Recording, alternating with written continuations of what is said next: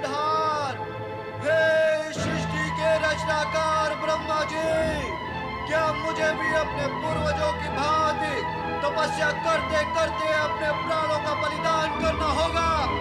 क्या मुझे आपकी कृपा और आशीर्वाद की प्राप्ति नहीं होगी? हे परमपिता, आज मैं आपके दर्शन करूंगा, अन्यथा अपने पूर्वज, पिता और पितामह की भांति आपका स्मरण करते करते इसी स्थान पर अपने प्राण त्याग दूंगा। दर्शन दो ब्रह्मदेव, दर्शन दो, दर्शन दो ब्रह्मदेव, दर्शन दो, दर्शन दो, दर्शन दो ब्रह्मदेव, दर्शन दो, दर्शन दो, दर्शन दो ब्रह्मदेव, दर्शन दो, दर्शन दो, दर्शन दो, अन्यथा आपका ये भक्त इस जगत से चला।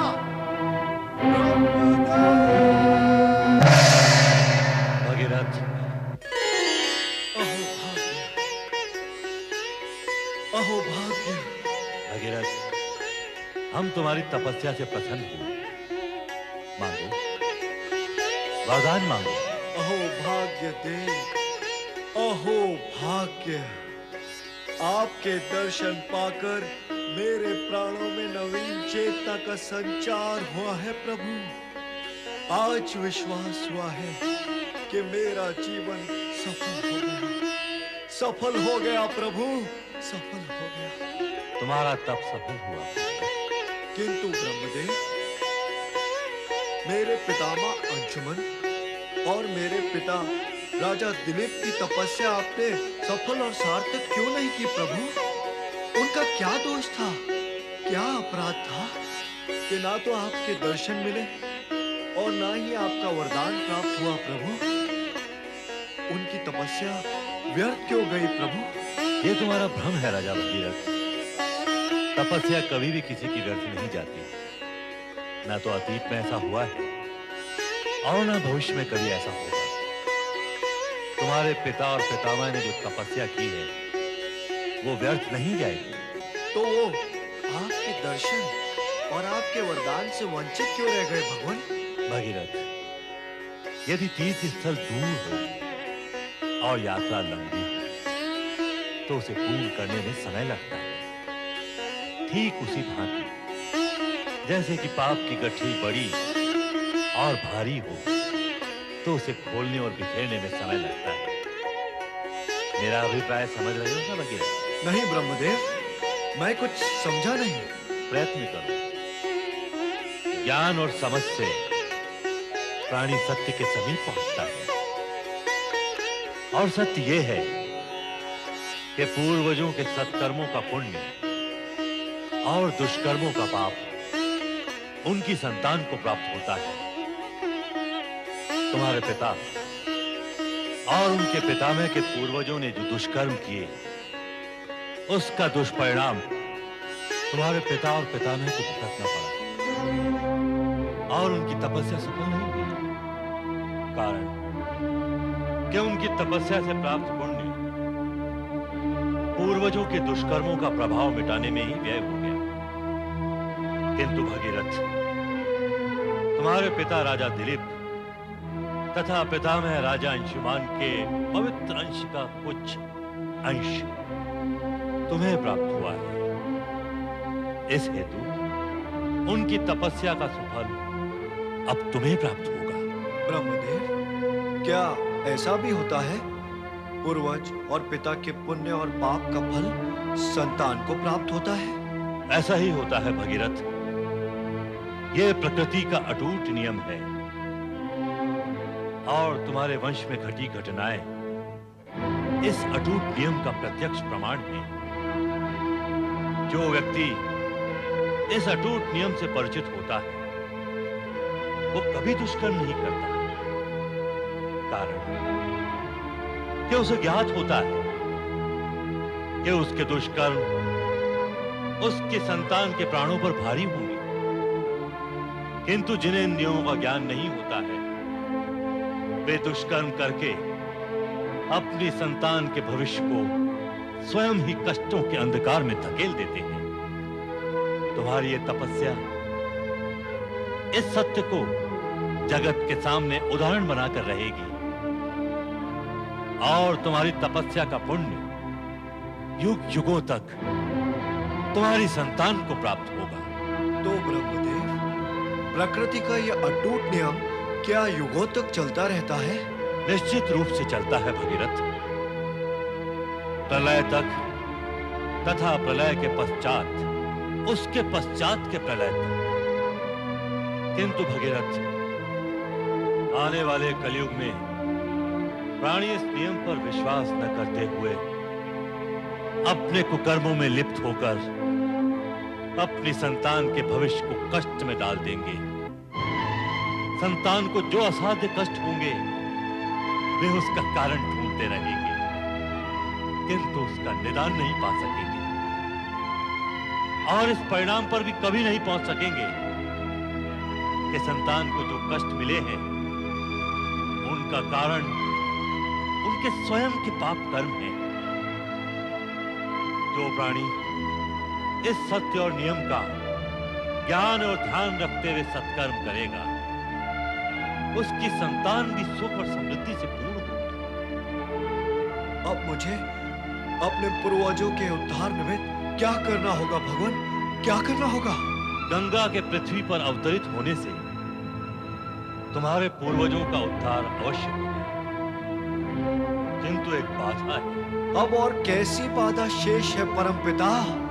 अब तो बाधाओं की गति पर विराम लगाए भगवान। तुम्हारे कर्म के प्रतिफल अथवा मेरी ओर से कोई बाधा नहीं है। यह एक भिन्न प्रकार का गतिरोध है भगीरथ। कैसा गतिरोध? स्पष्ट करे ब्रह्मदेव। तुम अपने उन पूर्वजों का उद्धार करने के इच्छुक हो जो कपिल मुनि के श्राप से भस्म होकर राख का ढेर बन गए थे। तुमने, तुम्हारे पिता ने और तुम्हारे पितामह ने मेरा तप किया। तुम तीनों ने ही मेरा तप करके मुझे प्रसन्न करने की चेष्टा की, पर तुम्हारे पूर्वजों का उद्धार तो गंगा के पवित्र जल से होगा। तो क्या अब मुझे माँ गंगा की आराधना करनी होगी? उत्तम तो यही होगा। ये भी उत्तम ही है ब्रह्मदेव। आप जगत के सृजनहार हैं। माँ गंगा स्वर्ग में वास करती है। सभी देव देवियां आपसे संबद्ध और आप ही में समाविष्ट हैं। आपके सम्मुख नथ, ये मस्तक माँ गंगा की आराधना में भी नथ ही है। स्वीकार करे भगवान, मैं तो कोई अंतर या भेद नहीं समझ रहा परमपिता। भेद न होते हुए भी इतना स्पष्ट समझ लो भगीरथ कि गंगा श्री हरि विष्णु के चरणों में वास करती है। अतः इस विषय में श्री हरि विष्णु की आज्ञा आवश्यक है। उसके पश्चात मूल बाधा है गंगा के पृथ्वी पर अवतरण की। उसे इस पृथ्वी पर केवल भगवान शिव शंकर ही अपनी जटाओं में धारण कर सकते हैं।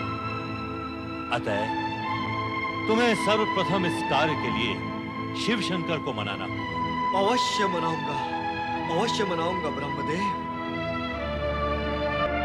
नहीं, आप साधु हो या संत हो या राजा हो या महाराजा हो, सम्राट हो या विराट हो, किंतु हम आपको भीतर प्रवेश नहीं करने देंगे।